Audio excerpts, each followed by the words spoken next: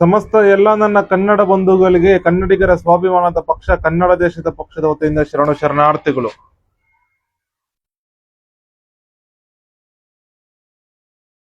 ನಮ್ಮ ಕರ್ನಾಟಕದಲ್ಲಿ ಅಂದ್ರೆ ನಮ್ಮ ಕನ್ನಡ ದೇಶದಲ್ಲಿ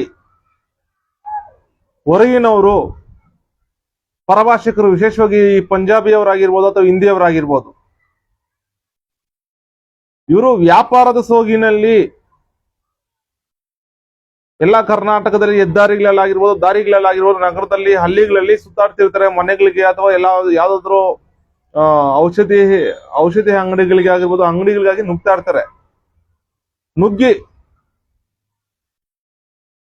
ವ್ಯಾಪಾರ ಮಾಡಿ ಈ ತರದೊಂದು ಇದು ಮಾಡ್ತಾರೆ.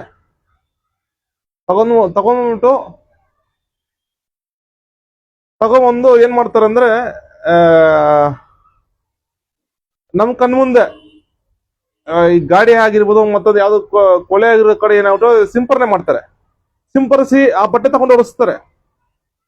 ಆ ಬಟ್ಟೆ ತಗೊಂಡು ಒರೆಸ್ಬಿಟ್ಟು ಅದು ಸ್ವಲ್ಪ ಯಾವುದೇ ನಾವೇ ಆದ್ರೂ ಸಾಬೂನು ಪುಡಿ ತಗೊಂಡು ಅದನ್ನ ಸ್ವಲ್ಪ ಕಲಿಸ್ಬಿಟ್ಟು ಬಟ್ಟೆ ತಗೊಂಡು ಉಜ್ಜಿದ್ರೆ ಅದು ಚೆನ್ನಾಗಿ ಹೊಳಪು ಇರುತ್ತೆ.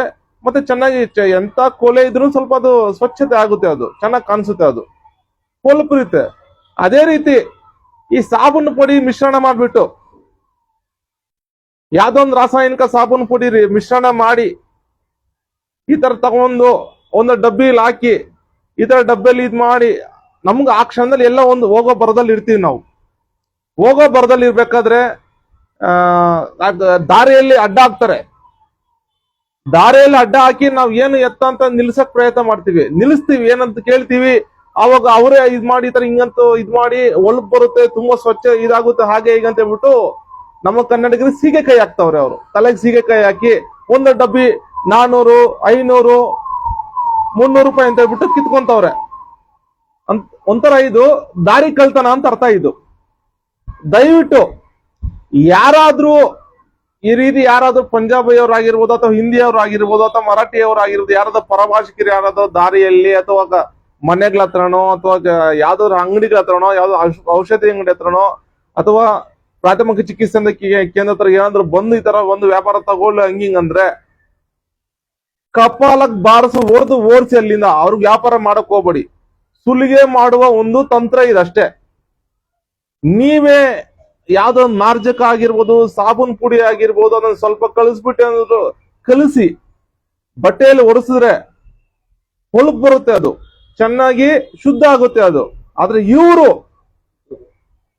10 ರೂಪಾಯಿ ಆಗುತ್ತೆ ಅಷ್ಟೇ, ಅದು 10 ರೂಪಾಯಿನೂ ಆಗಲ್ಲ. ಈ ಮಾರ್ಜಕದ ಏನಾದ್ರು 1 ರೂಪಾಯಿ ಕೊಟ್ಟು ಒಂದು ಮಾರ್ಜಕ ತಗೊಂಡು ಕಲಿಸ್ಬಿಟ್ಟು ಅದನ್ನ ಇದ್ ಮಾಡ್ಬಿಟ್ಟು 1 ರೂಪಾಯಿ ಮುಗಿದೋಗುತ್ತೆ ಅದು. ಇವ್ರು ಖರ್ಚು ಮಾಡೋದು 10 ರೂಪಾಯಿ ಡಬ್ಬಿ ಅಷ್ಟೇ. ಇದು ಡಬ್ಬಿಗೆ ಒಂದು 10 ರೂಪಾಯಿ, ಅದು 10 ರೂಪಾಯಿ ಡಬ್ಬಿ ಇದೆಯಲ್ಲ ಗೊತ್ತಿಲ್ಲ, ಒಂದು 10 ರೂಪಾಯಿ ಅನ್ಕೊಳ್ಳೋ ಡಬ್ಬಿ. ಆ ಸಾಬೂನ್ ಪುಡಿ ಕಲಿಸಿ ನೀರಾಗಿ ಕಲಿಸಿ ಮಿಶ್ರಣ ಮಾಡಿ ತುಂಬಸಕ್ ಒಂದು 10 ರೂಪಾಯಿ, 20 ರೂಪಾಯಿ ಬಂಡವಾಳ. 20 ರೂಪಾಯಿ ಬಂಡವಾಳ ಹಾಕಿ 400, 500, 300 ಈ ತರ ಸುಲಿಗೆ ಮಾಡ್ತಾರೆ ಹೊರಗಿನವರು, ಪರಭಾಷಿಕರು, ವಿಶೇಷವಾಗಿ ಪಂಜಾಬಿಯವರಾಗಿರ್ಬೋದು ಅಥವಾ ಹಿಂದಿಯವರು ಅಥವಾ ಮರಾಠಿಗರು ಈ ರೀತಿ ಮಾಡ್ತಿದ್ದಾರೆ. ದಯವಿಟ್ಟು ನಾವು ನಮ್ಮ ಕನ್ನಡ ದೇಶದ ಪಕ್ಷದಿಂದ ವಿನಂತಿ ಮಾಡ್ಕೊಳ್ಳೋದ್ರಿಂದ ಸಮಸ್ತ ಕನ್ನಡ ಬಂಧುಗಳಲ್ಲಿ ಯಾರು ಅಂತವ್ರ ಹತ್ರ ಏನು ತಗೊಳಕ್ ಹೋಗ್ಬೇಡಿ. ತಮ್ಮ ಯಾರಾದ್ರೂ ದಾರಿಯಲ್ಲಿ ಅಡ್ಡ ಹಾಕಿದ್ರೆ ಅವ್ರನ್ನ ಹಿಡಿದು ನಮ್ಮ ರಕ್ಷಕರಿಗೆ ಒಪ್ಪಿಸಿ ಅವ್ರಿಗೆ ಬುದ್ಧಿ ಕಲಿಸಿ ಅಂತ ಬಿಟ್ಟು ಸಮಸ್ತ ಕನ್ನಡ ಬಂಧುಗಳಲ್ಲಿ ಎಚ್ಚರಗೊಂಡು ತುಂಬಾ ಹುಷಾರಾಗಿರಿ.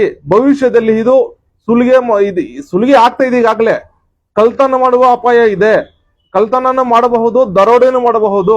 ದಯವಿಟ್ಟು ಯಾರು ಇದನ್ನ ನಂಬಕ್ ಹೋಗ್ಬೇಡಿ. ಹುಷಾರಾಗಿರಿ, ಎಚ್ಚರದಿಂದ ಇರ್ಬೇಕಂತ ಹೇಳ್ಬಿಟ್ಟು ಸಮಸ್ತ ಕನ್ನಡ ಬಂಧುಗಳಲ್ಲಿ ನಾವು ನಮ್ಮ ಪಕ್ಷದಿಂದ ವಿನಂತಿ ಮಾಡ್ಕೊಳ್ತಾ ಇದ್ದೀವಿ. ಇನ್ನಾದ್ರೂ ಎಚ್ಚೆತ್ಕೊಳ್ಳಿ. ಜೈ ಕನ್ನಡಾಂಬೆ, ಜೈ ಕನ್ನಡ ಧರ್ಮ, ಜೈ ಕನ್ನಡ ದೇಶ. ಶರಣಾರ್ಥಿಗಳು.